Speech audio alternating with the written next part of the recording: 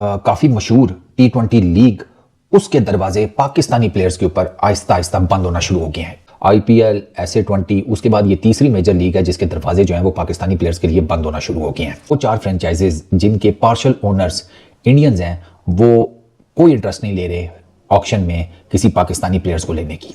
The hundreds जो league होती है उस पर ओनर जो हैं वो उसको बाय कर रहे हैं, और उसके बाद शायद पाकिस्तान के काफी प्लेयर्स जो हैं वो उसमें आपको फिर नजर नहीं आएंगे। और वैसे भी अब BBL रह गई है, तो प्रोबेबली अगर BBL में भी कुछ इंडियन ओनर्स आ जाते हैं तो फिर उसमें भी जो है वो आप पाकिस्तानी प्लेयर्स की शमूलियत कम देखेंगे।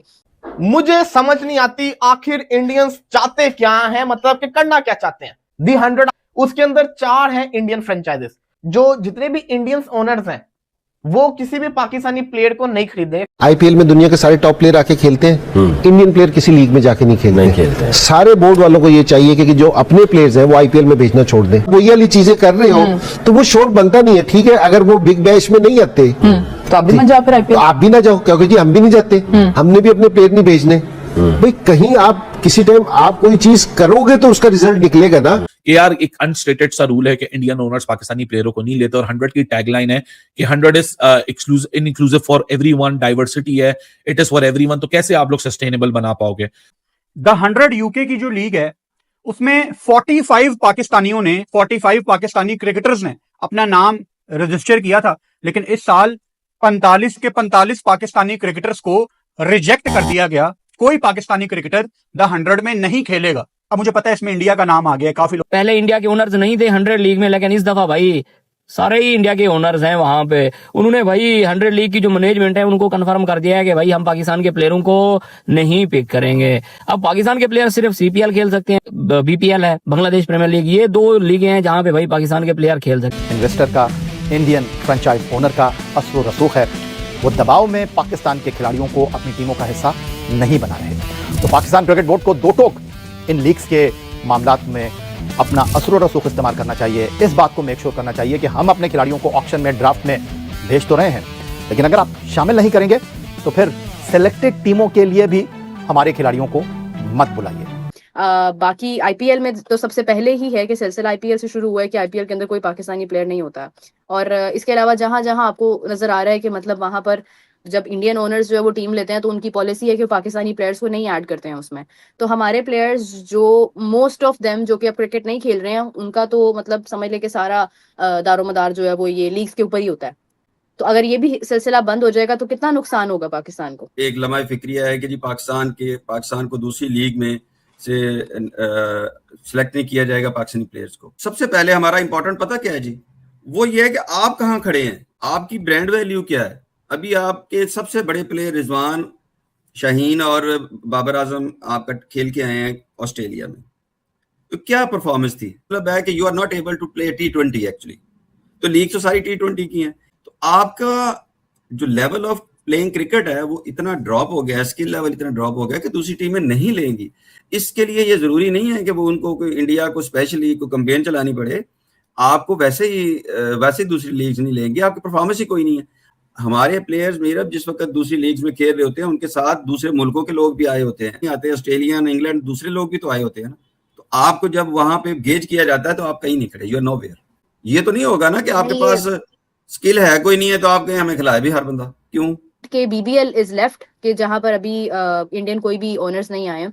लेकिन जैसे ही अगर इंडियन ओनर्स आ जाते, क्योंकि जिस तरह से मतलब आप देखें कि जो एक डीलिंग चल रही है और जिस तरह से मतलब वो अपनी एक मार्केट को बड़ा कर रहे हैं और उसके बाद वो हर लीग के अंदर जाके कोशिश कर रहे हैं कि वो अपना एक जो है वो एसेट वहां पर बनाए, तो उससे पाकिस्तान के प्लेयर्स को जो है ना वो ये उम्मीद खत्म होती जा रही है कि आगे उनके लीग्स का जो है वो हिस्सा मतलब वो खुला हुआ है ना, मतलब उनके पास वो एक रास्ता खुला हुआ है।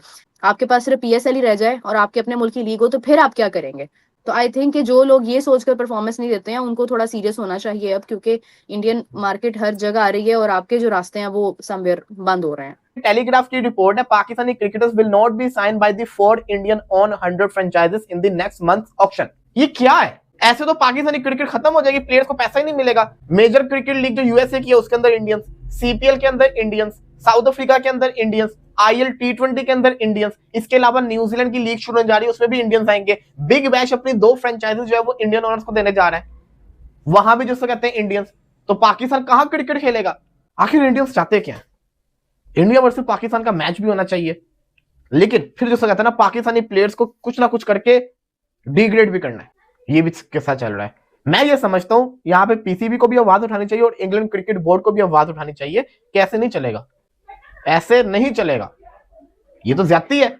फिर तो कोई पाकिस्तानी प्लेयर को खेलना नहीं चाहिए अगर ऐसे पाकिस्तानी प्लेयर्स पर 4 फ्रेंचाइजीज लेंगी नहीं। Manchester super giants, MI London, southern brave और सनराइजर्स लीड्स, ये 4 फ्रेंचाइजीज हैं।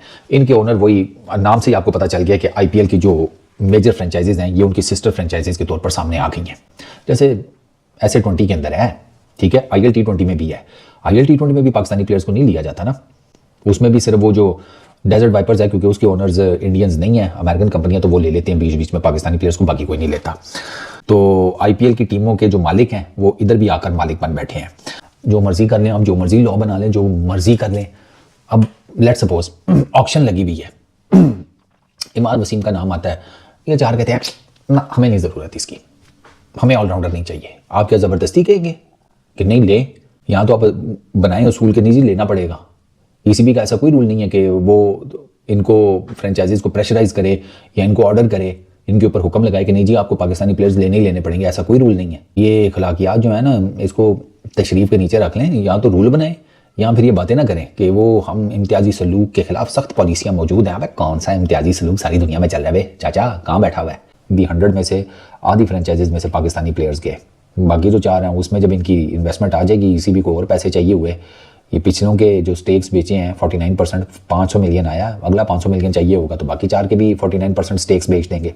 तो बस फिर 8 की 8 फ्रेंचाइजीज गई इंडियन, वो जिसे कहते हैं इन्वेस्टमेंट्स के नीचे, तो खूब खाता हो गया काम। और क्या, कल रात को बीबीसी ने स्टोरी फाइल की है कि जो इंडियन ओनर्स आ चुके हैं 100 के अंदर, 4 टीमें उन्होंने खरीद ली हैं, तो तकरीबन कोई 1000 ऊपर से प्लेयर रजिस्टर हुआ है 100 के अंदर, और उनके एजेंट्स को बोला गया कि जो 4 टीम है ना जो इंडियन ओनर्स की, यहाँ से ज्यादा इंटरेस्ट होगा नहीं पाकिस्तानी प्लेयर का। कितनी सीपीएल की टीम्स हैं, कितनी एमएलसी की टीम्स हैं, कितनी ILT20 की टीम्स हैं, कितने SA20 में हमारे प्लेयर्स आ रहे हैं, कहीं भी नहीं जा रहे हैं। तो अनस्पोकन रूल है। वैसे तो मैं चाहूंगा कि इंडियन ओनर्स खरीदें, अगर पाकिस्तान इनको कोई लगता है कि T20 के कैलिबर का लड़का है, कोई ऐसा है जो उनकी टीम को कर सकता है, वो खरीदें। ये मेरी अपनी पर्सनल ओपिनियन है, ठीक है। अच्छा, 2025 के अंदर there were 45 Pakistani player who went unsold. उस वक्त इन्होंने बहाना लगाया कि जी वो स्केड्यूलिंग है, दिस एंड दैट है, लेकिन साफ और सीधी सी बात है उस वक्त there were no Indian owners but still they didn't buy it. But this is a kind of a subject कि चलो 4 इंडियन ओनर्स हैं, वैसे उनको खरीदना चाहिए। भाई देखो, प्रॉब्लम आईपीएल का ना, एवरीबॉडी अंडरस्टैंड्स दैट, उसके बियॉन्ड तो जिन्होंने खरीदना है वो खरीद रहे हैं। अब 100 के ऊपर फोकस आ गया है, तो वही वाली बात है ना कि अब यहाँ फोकस आ गया तो उसके पीछे से सोशल मीडिया बिल्टअप के चक्कर में, नैरेटिव के चक्कर में वो साइडलाइन हो जाए। लेकिन हकीकत बात यह है कि उनके अलावा भी तो 4 फ्रेंचाइजीज हैं। अब ये देखते हैं कि जो उनके अलावा 4 फ्रेंचाइजीज हैं वो कितने पाकिस्तानी प्लेयर खरीदेंगी।